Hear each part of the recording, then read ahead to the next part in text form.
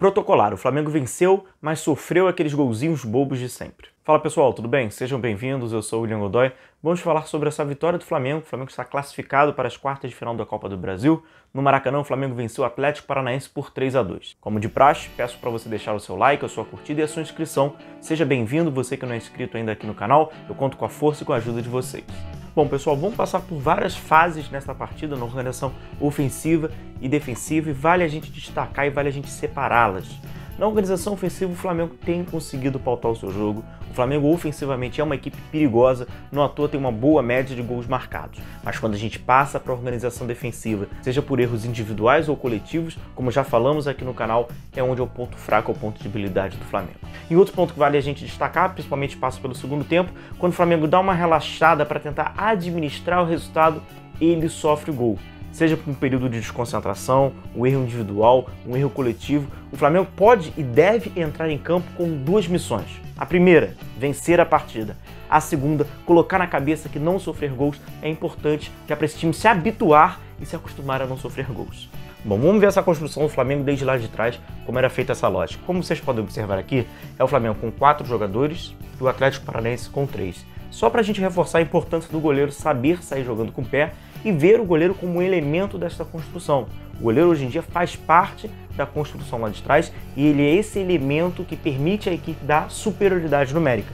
Então o Flamengo tem superioridade com o Neneca, Tuller, Léo Pereira e o Ilharão, e o Atlético Paranaense com 3 jogadores. Então o Flamengo nesse 4 contra 3 é importante o goleiro ter essas ações e intimidade para sair jogando com os pés, que certamente é esse elemento que vai ser muito utilizado para ganhar superioridade. Avançando um pouquinho mais, o Ilharão. Mais uma vez, né, como esse homem entre os zagueiros, ele tem essa saída de maior lateralidade, ele permite esse tipo de saída lavoupiana, né, entre os dois zagueiros, mas eu quero que vocês observem que é o Ilharão, o Léo Pereira e o Tuller, que formaram a zaga, e um pouquinho mais à frente o Gerson. Aí acaba a gente ouvindo e falando que o jogo posicional não tem tanta mobilidade, ele vai ficar preso. Pois bem, observem que a estrutura é a mesma, mas a condição de movimentação do jogador é outra. Como vocês observam, o Ilharão estava entre os zagueiros, desta vez ele está um pouquinho mais à frente, mas desta vez tem o Léo Pereira fazendo, em aspas, o papel Ilharão. Ele está entre os defensores, que é o Tuller e o Felipe Luiz. Para que a estrutura seja a mesma, mas o elemento, por houve movimentações, um outro jogador faz a incumbência, é o famoso jogo de localização. Passando pelo primeiro gol do Flamengo, olha o Ilharão como um dos personagens da partida. Ele faz essa inversão abrindo pelo lado direito, então a gente observa, né, os jogadores do Atlético Paranaense, como a gente fala, né, a densidade defensiva em bloco, num determinado trecho do campo, abriu um espaço para o lado direito, que é o Mateuzinho, que substitui o Isla, e um corredor. Então o Ilharão faz essa inversão com velocidade, é uma boa inversão para que o Mateuzinho tenha esse espaço para explorar, atacar esse espaço e chegar à linha de fundo. E com esse movimento rápido de atacar o espaço, de explorar a linha de fundo, o Mateuzinho faz o cruzamento, e é interessante que dentro da área tem 2 jogadores do Flamengo e 2 jogadores do Atlético Paranaense, uma igualdade numérica. O Pedro consegue fazer o domínio, faz o giro, de perna canhota, acorda lá a coruja, uma belíssima finalização do Pedro. A origem do gol do Flamengo também é pelo lado direito e também passa pelo Mateuzinho. Nesse período que é o Everton Ribeiro, que está um pouco mais aberto, a gente observa dentro do círculo. E aqui, ó, entrando na área, indo entre os zagueiros do Atlético Paranaense, atrás inclusive do Thiago Heleno, é o Mateuzinho que vai fazer o movimento de atacar o espaço da frente. O Everton Ribeiro dá um bom passe para ele e os atacantes vão entrando pela segunda trave. O Pedro consegue oportunismo puro, 2-0 para o Flamengo. Bom, antes de falarmos do gol do Atlético Paranaense, que ainda diminui na primeira etapa, eu trago para vocês um contra-ataque que o Flamengo tentou fazer uma transição defensiva para tentar se organizar, e a gente observa que tem muitos fatores que estão equivocados. Sejam por interferências individuais, coletivas, ou até mesmo essas interferências individuais estão no coletivo, e o coletivo desorganizado também atrapalha individualmente.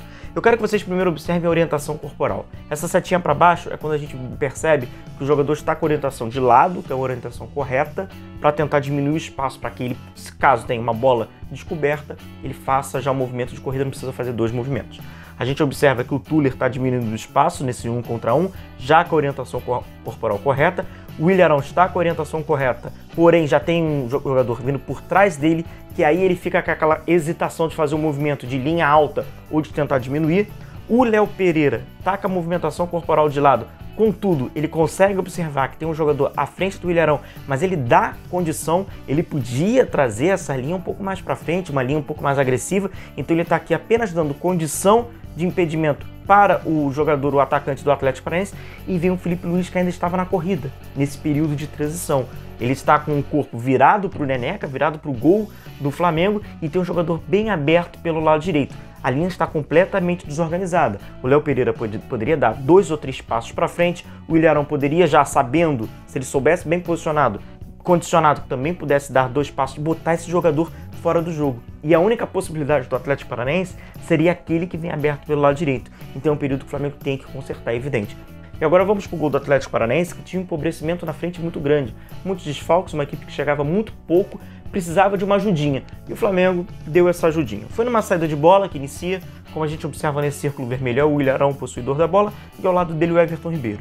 Mais à frente do Ilharão tem o Thiago Maia. Está sendo marcado aqui um pouco mais próximo pelo Wellington, mas o Ilharão acaba tentando dar um passe, como a gente observa na próxima tela, para o Gerson.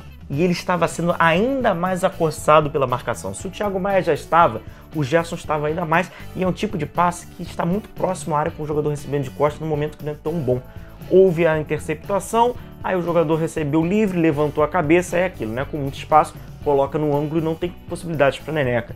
Mas nesse período o Flamengo estava com controle, iria iniciar a sua transição. É uma decisão equivocada, uma fração de segundo de um passe equivocado que repercute num gol bobo que o Flamengo sofre ainda no primeiro tempo. Bom, agora vamos falar do terceiro gol do Flamengo, que tem uma identidade dessa equipe na organização ofensiva, e vale registrar que passa por Michael e Lincoln, que entraram no lugar do Pedro e do Everton Ribeiro.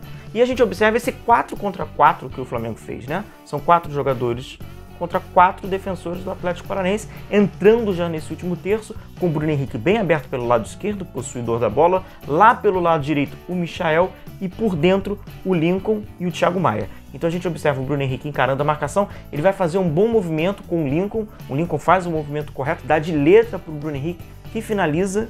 E no rebote, o Michael acaba aproveitando e botando 3-1 para o Flamengo. Mas olha a importância desse período que o Bruno Henrique ainda está entrando na área, dando para o Lincoln.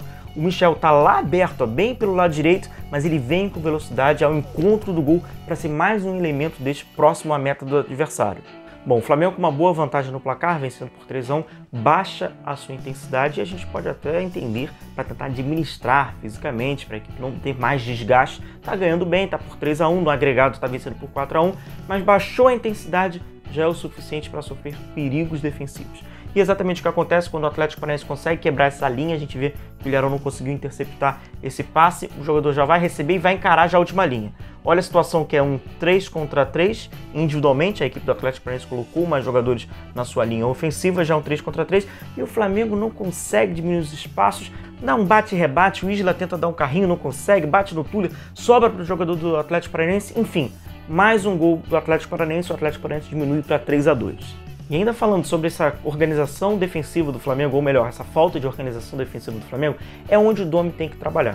Porque a gente sabe, sobretudo na Libertadores, onde o gol fora de casa ele tem um peso muito grande, o Flamengo não pode sofrer gols ou tem que tomar o menos possível. E a gente observa que nesse período dos 90 minutos, quando o jogador erra um passe, quando ele hesita num período de marcação, não há o que lamentar, não há o que se frustrar. Já tem que se tentar recuperar para diminuir o espaço, para atacar a bola, para não sofrer gols. Pessoal, eu encerro o vídeo por aqui, agradeço a companhia de vocês, não se esqueçam de deixar o like, um forte abraço, até o próximo e tchau, tchau!